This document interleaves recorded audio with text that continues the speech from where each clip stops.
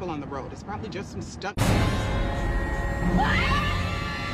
तो कहानी की शुरुआत में हम बारबी नाम के लड़के को देखते हैं जो कि एक डेड बॉडी को दफना रहा होता है और उस आदमी को दफनाने के बाद वो वहां से जाने लगता है, लेकिन तभी उसके सामने एक पुलिस ऑफिसर आ जाता है और वो उसे देखकर थोड़ा डर जाता है, लेकिन वो पुलिस वाला उस पर ज्यादा ध्यान न देते हुए वहां से चला जाता है। और तभी अचानक से उसके सामने कुछ गाय आ जाती हैं और वो गाय के तबेले में घुस गया, जिससे कि वो गाय के बीचों बीच में आ पहुंचा। और जब वो कार में से बाहर निकल कर देखता है तो उसे पता चलता है कि उसकी कार का टायर पंचर हो गया है। ये देखकर वो परेशान हो गया। तभी वहां पर अर्थक्वेक भी आने लगता है और जमीन जोर जोर से हिलने लगती है और तभी आसमान में से कोई चीज नीचे आकर गिरती है और बारबी देखता है कि आसमान से गिरने वाली चीज ने एक गाय को काट दिया है। बारबी डरते हुए उस चीज को छूने लगता है तो उसे पता चलता है कि ये तो एक इनविजिबल बॉल है। इतने में ही वहां पर एक लड़का आ गया जो कि उसका नाम एलिस्टर होता है। वो बारबी से कहता है, क्या तुम ठीक हो? हम देखते हैं कि वहां की सभी चीजें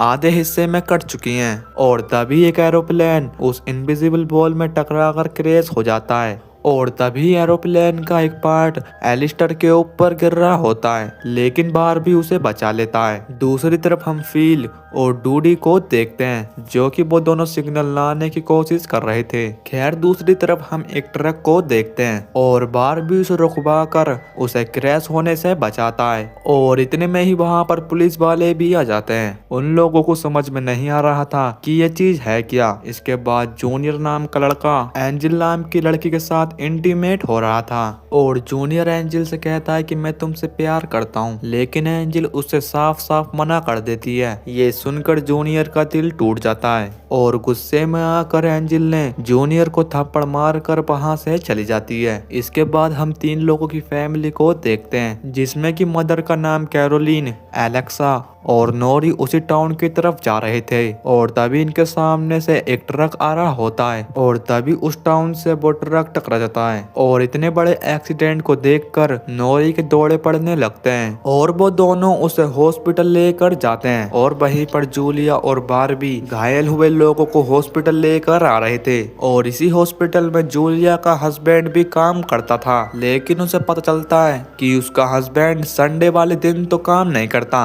खैर इसके बाद हम बारबी और एंजिल को मिलते हुए देखते हैं। बारबी एंजिल को मिलता हुआ देखकर जूनियर को काफी ज्यादा गुस्सा आता है। दूसरी तरफ बड़े बड़े साइंटिस्टों को भी समझ में नहीं आ रहा था। इसके बाद जूनियर बारबी के पास आकर उससे दूर रहने के लिए कहता है। बारबी पूछता है कि उसकी गलती क्या है। इसी बीच जूलिया वहां पर आ जाती है और वो दोनों झगड़ना बंद कर देते हैं और जूलिया बारबी को अपने घर पर लेकर आती है। और तभी बारबी की नजर उसके हस्बैंड के फोटो पर पड़ती है और उसे समझ में आता है कि जिस आदमी को उसने मारा था। दूसरी तरफ हम देखते हैं कि जब एंजिल अकेली थी तो जूनियर उसके घर पर आकर उसे किडनैप कर लेता है, अपने फादर के टूटे फूटे शेल्टर में ले जाता है। एंजिल वहां से भागने की कोशिश करती है लेकिन वो वहां पर कामयाब नहीं होती और वो उसे बेड से बांध देता है। फिर जूलिया को हम डूडी के पास देखते हैं जहाँ वो देखती है कि डोम की दूसरी साइड से वो सैनियों की बातों को सुन सकती है और जूलिया डिवाइस के जरिए पूरे टाउन में खबर फैला देती है। दूसरी तरफ हम बारबी को उड़ते हुए देखते हैं जो कि उसकी चैन गायब थी और उसके बारे में वो जूलिया से भी पूछता है। जूलिया उससे कहती है कि उसकी चैन को वो ढूंढ कर दे देगी। अपनी चैन ढूंढने के लिए जूलिया के हस्बैंड के कैबिन में जाता है और वहाँ उसका चैन मिल भी जाता है और तभी वहाँ पर जूनियर आकर उसे देख लेता है। जूनियर बारबी से पूछता है, क्या तुम कल रात एंजिल के साथ सोए थे? यहाँ पर बारबी को ऐसा लगता है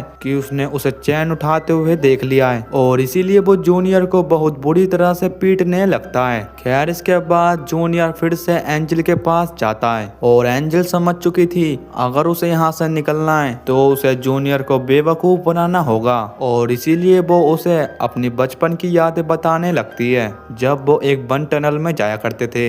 और वो उससे कहती है कि शायद डॉम का असर टनल पे ना हुआ हो। यहाँ पर एंजल सोचती है कि वो उसके प्यार के जाल में फंस चुका है, लेकिन ऐसा कुछ भी नहीं हुआ। जूनियर अकेला ही उस टनल में जाने का प्लान बनाता है और जूलिया जूनियर को टनल की तरफ जाते हुए देख लेती है। वो उससे पूछती है कि वो बैग पैक कर कर कहाँ जा रहा है, लेकिन जूनियर बहुत जल्दी में था और जूलिया का शक उस पर और भी ज्यादा बढ़ जाता है और वो उसका पीछा करते हुए टनल के पास पहुंच जाती है और जूनियर टनल के अंदर पहुंच जाता है और उसे पता चलता है कि डॉम ने टनल को भी कवर कर लिया है और तभी जूलिया उसके पास आती है। ये देखकर जूनियर को काफी ज्यादा गुस्सा आता है और दोनों बैठकर बातें करने लगते हैं और यहाँ हम देखते हैं कि जूलिया और बारबी दिन भर की थकान से घर पर वापिस लौट आते हैं और बारबी जब नहाने जाता है तो जूलिया उसका सामान चेक करने लगती है। और इसी के साथ दोस्तों ये सीरीज यहीं पर खत्म होती है। अगर आपको इसका पार्ट 2 देखना है तो कमेंट में नेक्स्ट पार्ट टाइप जरूर करना। अगर आपको वीडियो अच्छी लगी हो तो प्लीज वीडियो को लाइक कर चैनल को सब्सक्राइब कर देना। बाकी मैं मिलूंगा आपको एक न्यू वीडियो में,